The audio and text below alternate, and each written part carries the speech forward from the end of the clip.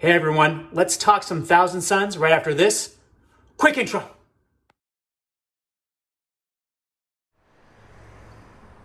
Hey everyone, it's Tasty Taste, and let's get started with the Thousand Suns buying guide. And I thought might as well do it in a place that is quite fitting, and that is the Rosicrucian Egyptian Museum and Park in San Jose, California.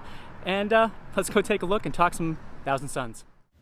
So some quick background. The Rosicrucian order is a fraternal order from the 17th century. They're still going strong these days. They're basically a mystical kind of cult of magic order, and this specifically have a subsect to go along with the cult of magic idea for Thousand Suns, and this is the ancient mystical order of the Rose Crucis, which basically means the order of the mystical Rose Cross, and they're basically a subsect of Rosicrucian, and they built this place and this amazing setting. Nothing says Thousand Suns like an obelisk, I think. Okay, let's set some ground rules here. Let's first talk about budget. And the budget we're going to set here is $500. And this $500 is going to give us a 2K 9th edition Thousand Suns army. I'm not going to include any 15% off discounts that you can get from many online retailers here. We're going to do this as if you were buying straight off the Games Workshop website. And in fact, I'm going to show you multiple avenues in which to spend $500 to get a Thousand Suns army that is 2,000 points. I'm not going to also include paint, codex, anything like that. This is purely just for the models themselves. So if you keep that in mind, we're going to start with the most important piece of a Thousand Suns army, and that is the Start Collecting box, and I'm going to tell you what's inside. So the Start Collecting box comes with Ahriman, 10 Zangors, and 10 Rubric Marines for $95. This is a fantastic deal, especially with the price increases that came to Zangors and Rubric Marines. So you're saving a ton of money. And one of the things I want to bring up really quickly is that a lot of people say you're only going to need one box because you don't want two Ahrimans.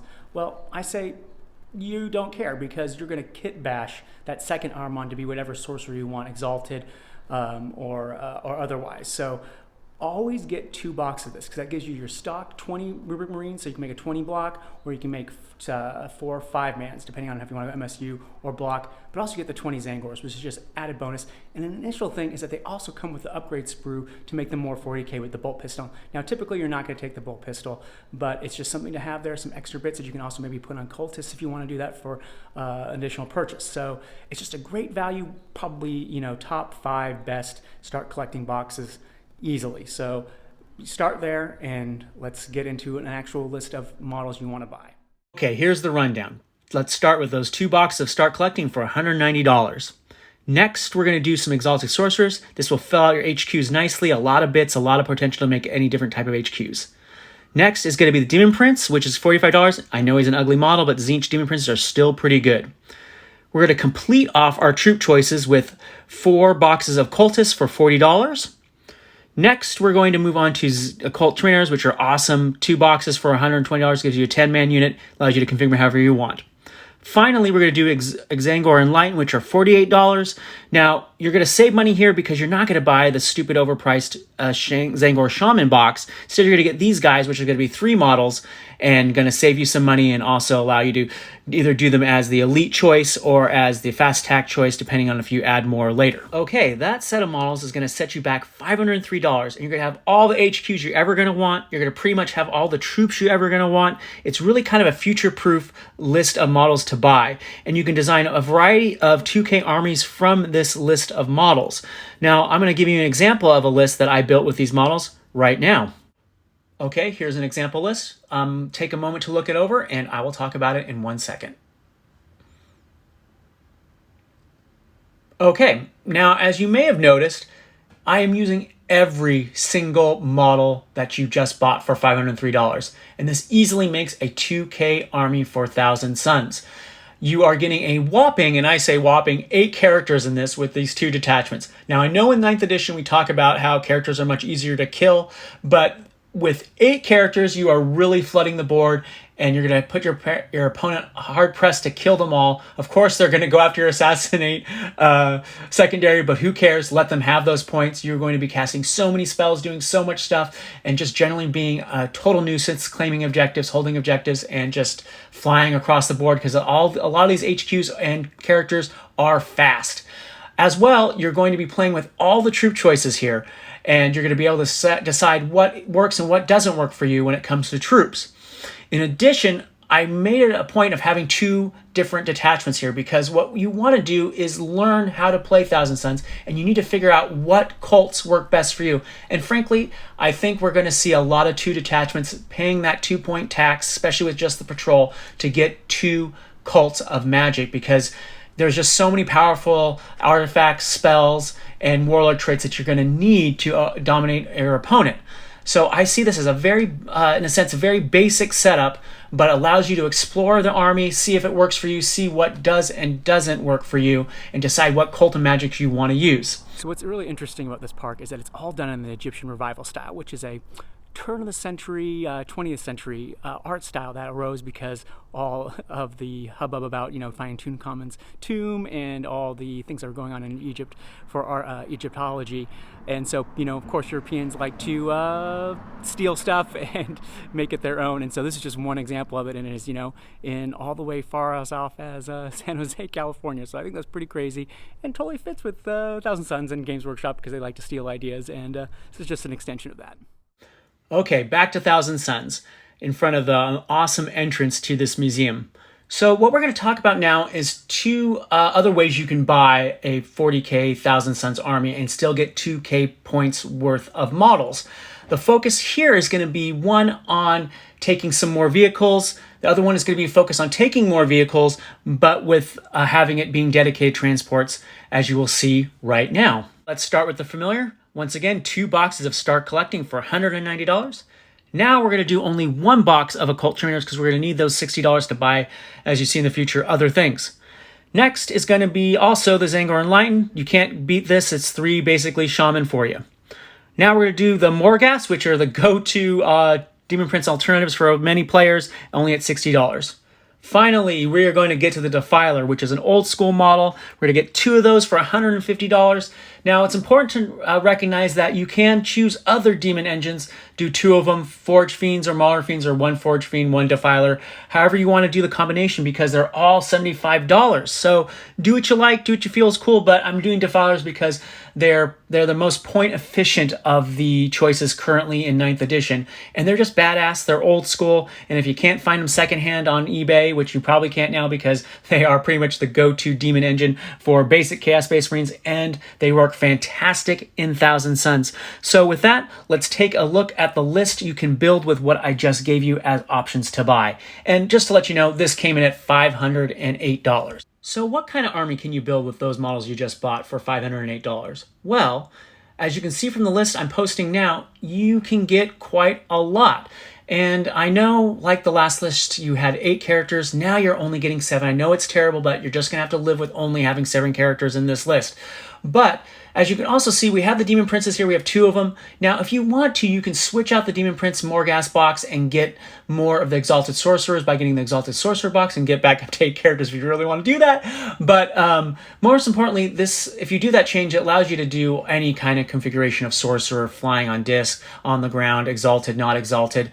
Gives you a lot of options as well. You can also take the Scarab Occult Terminators and drop those and use those bits to make Terminator Sorcerers if you really want to do that. But this list has only now 7 characters, like I said. But most importantly, this list is showcasing the Defiler, and we have 2 of them. And they're a great unit. They're the most cost-point efficient unit when it comes to Demon Engines for Chaos Space Marines and for Thousand Suns. So they're just a great overall unit, especially if you take that Las Cannon. They can take out heavy units. The Battle Cannon can also target heavy units, but most often you're going to be using it against big horde units because they're going to get that max blast here.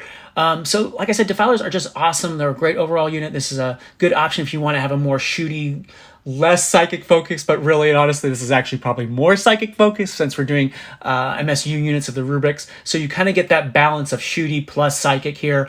And as well, you can have those Terminators come and deep strike in to be a kind of a harasser, something that your opponent has to stay back for. So it just gives you kind of a good flexibility list army. Of course, you can also decide to not go with Defilers. You can choose the other Demon Engines if you really want to. I think I mentioned that in talking about buying these, but that's just something to keep in mind. And I think this list is just kind of overall fun and just a different take on Thousand Suns, and still gives you the flexibility of having those 2 detachments, 2 different cults, and you can mix and match how you see fit. Okay, as I'm meandering up to the side entrance to the museum, we're going to talk about another build you can go and only spend $510 with. This is going to be a more mobile build, a more mechanized build, even more than the last one, and it's going to basically rely on you playing a kind of mid-board game, having you basically use the vehicle keyword to protect all your disc flying characters as they go around the board, zapping and doing all the various things they need to do. It also will focus on using some old school units, as we will show you right now. Look at that trusty Chaos Rhino. We're going to do 3 of those for $132 for some mobile objective taking. Next, we're going to get some mobile objective killing taking, and that is the Chaos Land Raider for $80, which is cheaper than the Space Marine one, so it's a good buy because you get that extra sprue. Okay, now we're going to show some stuff that we've already seen before, and that is the Morghast guys for some Demon Prince at $60. Once again, you're going to always want to take these guys, Zangor and Lightenbox, one of them, so you can get some Shamans. Finally, as always, again, 2 start collecting boxes for $190. Now, what kind of list can you get with that sort of configuration of models? Well, you'll be surprised. You can get a very highly mobile Chaos Space Marine 1000 Suns list, as I'll show right now. So in this list, you have a good amount of vehicles, and this is very important because they're going to do 2 things. First off, they're obviously going to do the thing where they're going to hide your troops and allow them to move up into the midfield, force your opponent to blow up those rhinos, or vice versa. You can get out of the rhinos and use your spells and use your bolters to kill anything that's on opposing objectives. But the secondary and more important reason why you're going to have all these vehicles is that they're going to block for the amount of characters you have. Once again, we have 7 characters. They're all on wings, on discs, flying around the board. And the best part is that while vehicles are typically pretty fast, these characters can keep up with them. So you can have them hiding behind a Rhino or the Land Raider and basically coming and popping out, casting spells. It's a really kind of nasty, dangerous list where your opponent's not going to know really what to do because you're going to be playing in all phases. You're going to be playing in the movement phase, you're going to be playing in the psychic phase, playing in the shooting phase, and with the Demon Princes and the Zangors, you're going to be playing in the melee phase. As well, with the Chaos Land Raider, while it's maybe not the most point-efficient, best unit, that's really going to draw your opponent to be shooting at it. And they're going to want to target this unit because they're going to think that this is the linchpin to your army, when in actuality it is actually your rhinos, and all the characters are being protected by the rhinos. It's going to be the linchpin to this army. And this comes in at an amazing amount of $510, which I found very surprising, and it's going to be 2,000 points, almost on the nose here. So this is just another option you can do, highly mobile, relies on MSU, relies on character spam, just generally a kind of nasty unit that can play, nasty army that can play in all facets of the game. As you watch me walk around the grounds of the beautiful Egyptian Rosicrucian Museum and Park, I do want to talk about one thing that you might have noticed I've been avoiding, and that is the topic of Magnus the Red. Well, I've been avoiding it because it is really impossible to get him in a $500 budget when he's $150 and you're still trying to make a 2K army for 1,000 Suns. I was able to get him around an 1,800 point army by using him, but at that point you're also losing a lot of flexibility with the other units you're going to be taking. So with that said, unless you're going to get a 15% discount or greater, or you're going to be increasing your budget to say around $600, you really can't take him. And frankly, if you're a beginner or you're just getting into 1,000 Suns, don't take him. While he's cool and he's a centerpiece, you just don't want to invest that much money into him if you end up not liking the army. So with that said, I do want to go back to talking about the museum grounds and a little encounter I might have had with a very, very large fish. So this is the lovely peace gardens of the Egyptian Museum Park. As you can see, it is quite pretty. Of course, there's a lot of algae and a lot of lichen, but I found this big guy here, and I almost got eaten by him, as you'll see in the next video. So I got a giant carp coming after me. He thinks I have food for him, so watch out. There he goes. Buddy, I don't got anything for you. Sorry, man. So there's a tons of gardens, secret spots here that are all kind of like being very Egyptian, with papyrus, cypress trees, things that, you know, kind of just bring up the nostalgia for like an old Egyptian movie or something like that. Ben-Hur, who knows. But anyway, yeah, this is just such a pretty park, it's a pretty area. It's too bad I can't go in the museum, obviously, because of, you know, this stuff. So, but anyway, it's just a great environment. Okay, enough of me talking about the park. Let's go on and talk about my next and final Thousand Suns build that you can do with $500, and it's very fluffy. Okay, so this list of models and army list is all about being Zinchi as possible for your Thousand Suns. And it all starts with the Start Collecting Zinch box, which comes with flamers, horrors, a chariot, an exalted flamer. It is just an awesome box. You get a variety of HQs, a variety of troops, and also those flamers. So just fantastic box, 90 bucks, can't beat that.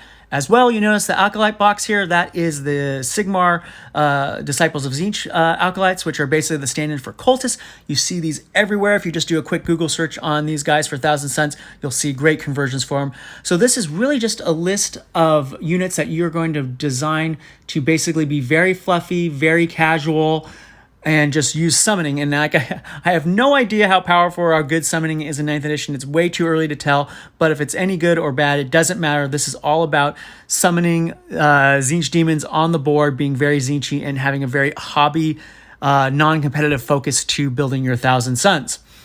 So with that said, I do also want to mention that I do have links below to Amazon. They're basically Amazon affiliate links. So if you buy anything from those links, Thousand Suns related or anything related, I will get some commission, but I just want to be upfront about that. So if you want to help out the YouTube channel and help me out, go ahead and click on those links and use those to buy some Thousand Suns armies. So with that said, I'm going to do my final clip and go from there. Thanks, guys.